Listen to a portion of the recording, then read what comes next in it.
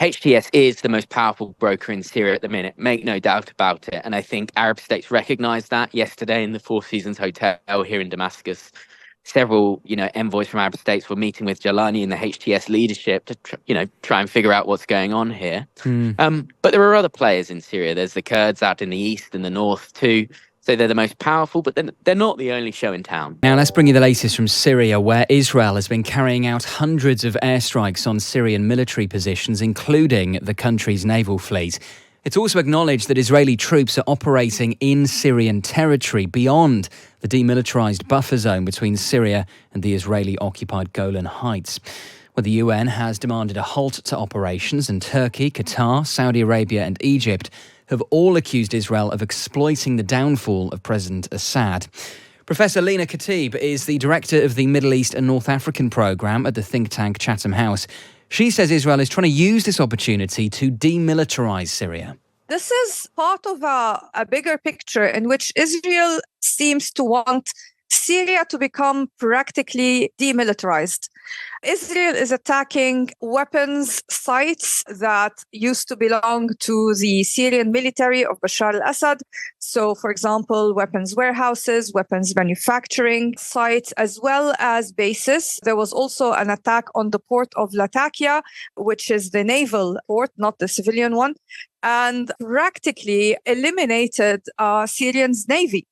And so here we see that Israel is really taking advantage of the complete dissolution, really, of the Syrian military to force a new reality in Syria, because the new kind of rebel forces that are now de facto in charge in Syria will not have the capacity to rebuild this military arsenal anytime soon. So by doing this, Israel is trying to make any potential military threat from Syria obsolete.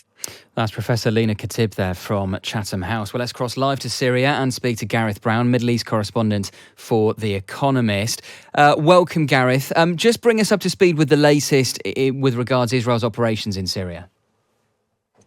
Well, as you said, we've seen the Israeli forces move beyond the occupied Golan Heights, creating what they say is a buffer zone. And overnight, we've seen a continuation of Israeli strikes across the country. The sounds of Israeli jets bombing targets, in Damascus, on the outskirts of Damascus, in the suburbs, and indeed in other cities in the north has just become, a part of the city and country's soundscape. But to be honest, people here have bigger priorities at the minute. They're trying to figure out what sort of government is going to be built in their country in the coming days and weeks. So the Israeli airstrikes are a background noise to more pressing political and social issues. It's a really interesting point. Just on what Israel is doing, how much further do you think they may go? I mean, their troops are now operating beyond the buffer zone. They've acknowledged that. They're launching these airstrikes.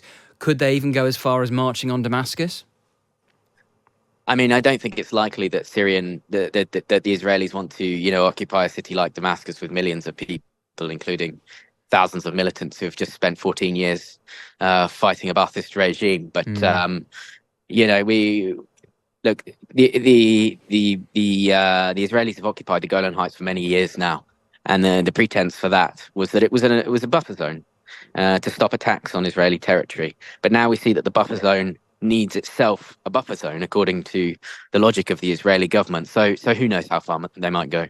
What do we know about the relations, if there are any, between Israel and Hayat Tahrir al-Sham? Because, on the one hand, you could say HTS, that they're Islamist militants, so there are no friends of Israel. But on the other hand, they are a mutual enemy of Iran. So how do the two groups view each other? Well, I think Israel views any Islamist group as an enemy or a potential enemy, and really has no interest in dialogue with any organizations like that. I think from the HTS perspective, you have to look at what they've done over the last 5, 6, 7 years whilst governing Idlib. I think one of the reasons they've been successful is they've eschewed transnational jihad. They've taken the fight to ISIS in Syria and forced them out of their areas. They've killed a lot of ISIS members, arrested a lot of ISIS members, and they've also gone to war with Haras al-Din, which was the official al-Qaeda affiliate in Syria. So, over the last 5, 6 years, HTS have a track record of not being interested in fighting outside of Syria's borders. And, the rhetoric in the last few weeks as this campaign has toppled the regime of al-Assad has been very much nationalistic. And we saw Jelani speaking yesterday to Western media for the first time. That's the leader of HTS. And he said, look, we're not interested in going to war with foreign powers. You have nothing to worry about. Yeah, just on that, I mean, to what extent has Jelani now consolidated power? I mean, are HTS properly in control of the country now, or is it still in a state of flux? I think it's going to be in a state of flux for a long time, but no doubt HTS are the preeminent force in the country. We've seen them announce this transitional government in a sort of caretaker capacity, and that's going to, have a mandate to govern the country until March. And it seems with that government, he's marginalized some of the other rebel groups. That said, suburbs of eastern Damascus or the southern city of Deraa, which I was in last night, they're not under HTS control. They're controlled by other groups linked to the Southern Front, linked to the Free Syrian Army. HTS is the most powerful broker in Syria at the minute. Make no doubt about it. And I think Arab states recognized that yesterday in the Four Seasons Hotel here in Damascus. Several, envoys from Arab states were meeting with Jelani and the HTS leadership to, try and figure out what's going on here. But there are other players in Syria. There's the Kurds out in the east and the north too. So they're the most powerful, but they're not the only show in town. I mean, I suppose the million-dollar question is whether the fall of the Assad regime will be seen as the end of the Syrian civil war or whether it is just a significant chapter in it. Yeah, and nobody knows. I mean, for now, there's a lot of unity among the Syrian people. Everyone I've spoken to is ecstatic at what's happened, the toppling of the Assad regime. I think, even by the end of the final few weeks, he didn't even have the Alawites fighting for him. Even his so-called, base wasn't interested in the survival of his regime.